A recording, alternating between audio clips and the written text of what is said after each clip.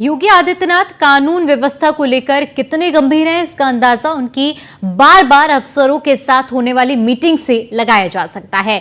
योगी आदित्यनाथ समय समय पर कानून व्यवस्था परखते रहते हैं, साथ ही साथ अधिकारियों की भी नब्ज टटोलते रहते हैं। योगी का मकसद साफ है कि कानून व्यवस्था से किसी भी तरह का समझौता नहीं किया जा सकता है, इसलिए अपराध पर अंकुश लगाने के लिए सरकार ने कई ऑपरेशन चलाए हुए हैं। इसी पर आधारित ये रिपोर्ट देखिए।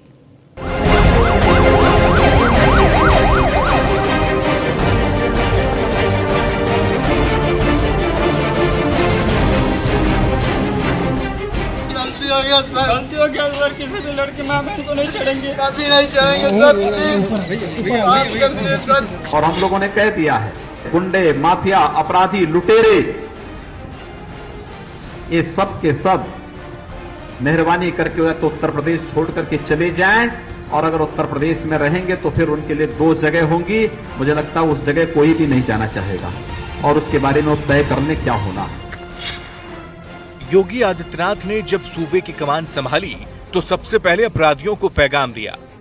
पैगाम सीधा था, साफ था, यूपी में रहना है तो अपराध छोड़ना होगा। जो योगी के इस पैगाम को समझ गया वो बच गया, जो नहीं समझा उसको समझाने के लिए योगी आदित्यनाथ ने पुलिस को एनकाउंटर की खुली छूट दे दी। साथ ही कई तरह के ऑपरेशन चलाकर अपराध पर लगाम लगाने की पूरी कोशिश की है।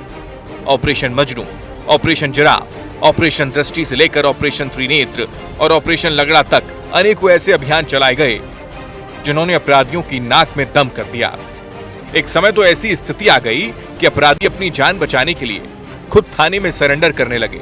अपराध पर लगाम लगाने वाले योगी सरकार के ऑपरेशन के बारे में आपको समझाते हैं। ऑपरेशन जिराफ क्या है? माफिया, भूमाफिया पर शिकंजा कसा जाएगा। अपराधी की अवैध संपत्ति का पता लगाया जाएगा। नामी और बेनामी संपत्ति का भी पता लगाया जाएगा।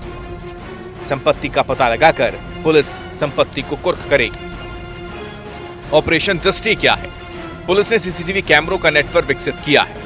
अपराध बाहुल्य क्षेत्रों में भी सीसीटीवी कैमरों का जाल है। मॉनिटरिंग के लिए एक अलग से कंट्रोल रूम बनाया गया है।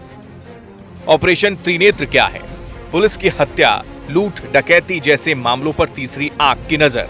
तीसरी आंख के जरिए पुलिस अपराधियों की धरपकड़ करती है। संवेदनशील जगहों पर पुलिस ने लगाए हैं कैमरे। प्रदेश भर में 3 लाख से ज्यादा सीसीटीवी कैमरे लगाए गए। सीसीटीवी कैमरों की मदद से आपराधिक घटनाओं का खुलासा। लूटपाट के 52, हत्या के 17, अपहरण के 12 मामलों का खुलासा हुआ है। बलात्कार और छेड़खानी के 8, चोरी के 171 मामलों का भी खुलासा हुआ है। 35 आपराधिक मामलों में बदमाशों का सुराग इससे ही मिला है। ऑपरेशन मजनू क्या है? माता पिता को धोखा देने वाले बच्चों की खैर नहीं। पढ़ाई के नाम पर इश्क लड़ाने वालों पर सख्ती होगी। पुलिस ऐसे प्रेमी जोड़ों से सख्ती से निपट रही है। अब ऑपरेशन लंगड़ा समझिए। पुलिस गुंडे, बदमाशों पर नकेल कसने में लगी है। ऑपरेशन लगड़ा के जरिए अपराधियों से मुठभेड़। पुलिस ज्यादातर अपराधियों के पैर में गोली मारती है। पैर में गोली लगने के बाद अपराधी भाग नहीं पाते। ऑपरेशन के तहत हजारों बदमाशों को लंगड़ा किया गया। यूपी में अपराध पर अंकुश लगाने के लिए कई ऑपरेशन चल रहे हैं, लेकिन अभी सबसे ज्यादा चर्चा ऑपरेशन कन्विक्शन की है। अपराध होने के बाद आरोपी के दोषी साबित होने और उसे सजा मिलने तक की प्रक्रिया बहुत लंबी होती है। कई केस में तो यहां तक देखा गया है कि आरोपी की सजा का ऐलान होने तक वो बुजुर्ग हो जाता है। कई बार कानून की खामियों का फायदा उठाकर अपराधी बच निकलते हैं। पीड़ित पक्ष भी लंबे समय तक इंसाफ की आस में बैठा रहता है। इसी समस्या से निपटने के लिए यूपी सरकार ने ऑपरेशन कन्विक्शन चलाया है। ऑपरेशन कन्विक्शन क्या है, जरा वो समझिए। हत्या, लूट और धर्मांतरण के खिलाफ ये ऑपरेशन है। बलात्कार, डकैती और गौकशी पर लगाम लगाने की कोशिश है। 3 दिन के अंदर चार्ज फ्रेम करवाकर 30 दिन में ट्रायल। अपराधियों को 30 दिन के अंदर मिलेगी सजा। हर दिन फास्ट ट्रैक कोर्ट में होगी सुनवाई। योगी सरकार के इन तमाम ऑपरेशन की वजह से ही अपराधियों के हौसले धीरे धीरे पस्त होते चले जा रहे हैं। पुलिस के एक्शन से बदमाशों में इतनी टेंशन बढ़ गई है कि वो अपराध करने की तो दूर, किसी तरह जान बची रहे, बस यही सोचे रहते हैं। क्योंकि कभी बंदूक के दम पर खौफ पैदा करने वाले अपराधी अब पुलिस की गोली का सामना कर रहे हैं। पुलिस की गोली पर हर गुनाहगार का हिसाब लिखा है। Report news India.